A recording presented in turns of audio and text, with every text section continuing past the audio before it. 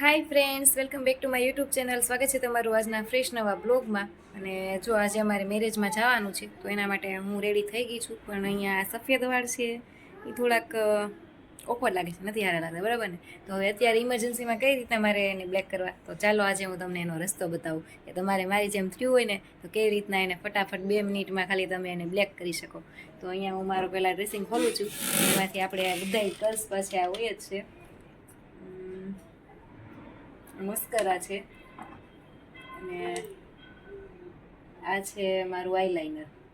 તો ચાલો આપણે મસ્કરાથી અથવા તો આઈલાઇનર હોય તો આઈલાઇનર એ ચાલે, એનાથી આપણે આ હેરને બ્લેક કરીશું અને હું તમને બતાવું કે કેવી રીતના કરવાના તમારે.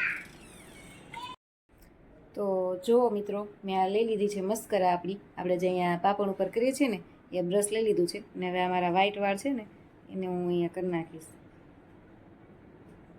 મને મોબાઈલમાં હરખું નથી દેખાતું એટલે હું અરીસામાં જોઈન કરી લઉં પહેલાં.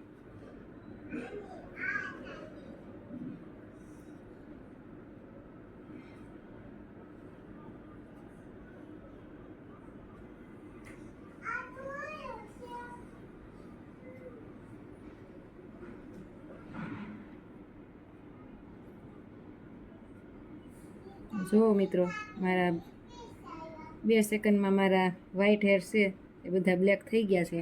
તો ક્યારેક તમારે પણ ઇમરજન્સીમાં જવાનું થાય તો આ રીતના કરી નાખવાનું. હમણાં હું તમને બતાવું છું કે એનાથી કેવો સરસ એટઅપ થઈ જાય. પછી આપણે થોડુંક દાંતિયાથી હેરને આ રીતના હરખા કરી નાખવાના.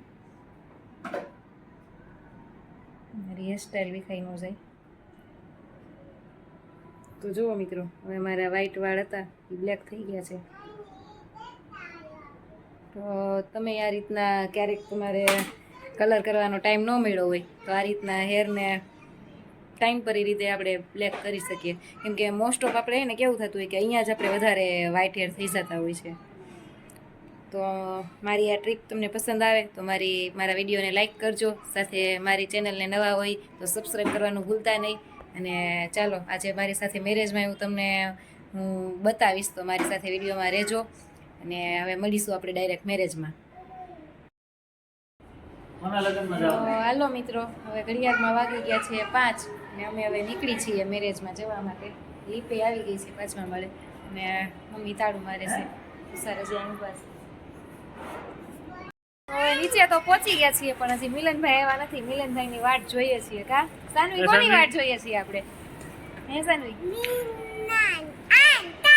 મિલન અંકલની વાટ જોઈએ છે. મિલન કાકા આવે ત્યારે થાય ને. હજી નીચે પહોંચી ગયા છે. મિલનભાઈ આવે એટલે જઈએ. કા 5:30 વાગી ગયા છે. મિલનભાઈને આવતા આવતા અડધી કલાક થઈ ગઈ છે. હવે અમે જઈએ છીએ. કપડા પકડમાં કુરકુરિયા ખાવા માંડ્યા. અત્યારે અમે અહીંયા ઊભા છીએ પપ્પાના વાટે. પછી પપ્પાને લેતા જવાના છે. પપ્પા આવે છે. અહીંયા ઘડીક વાર ઉભા રહ્યા છીએ. ત્યાં લુકીનમાં ગાડી ઉતરી સાફ થઈ જાય. જો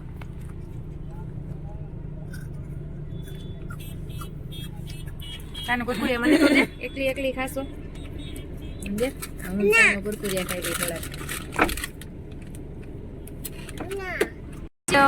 દેવંગી ફાર્મમાં ચાલો અંદર જઈએ.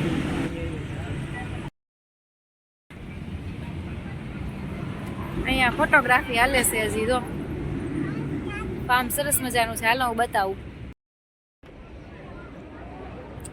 અહીંયા છે ગણપતિ બાપ્પા.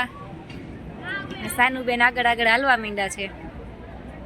ફાર્મનું ઉપર ડેકોરેશન સરસ મજાનું છે. ચાલો સાનુબેન આગળ ચાલવા માંડો.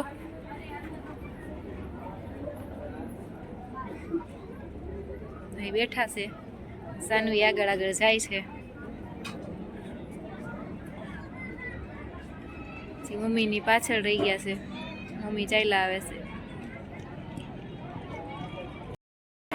વરસો બેસી ગયો છે. પીઠી આવે.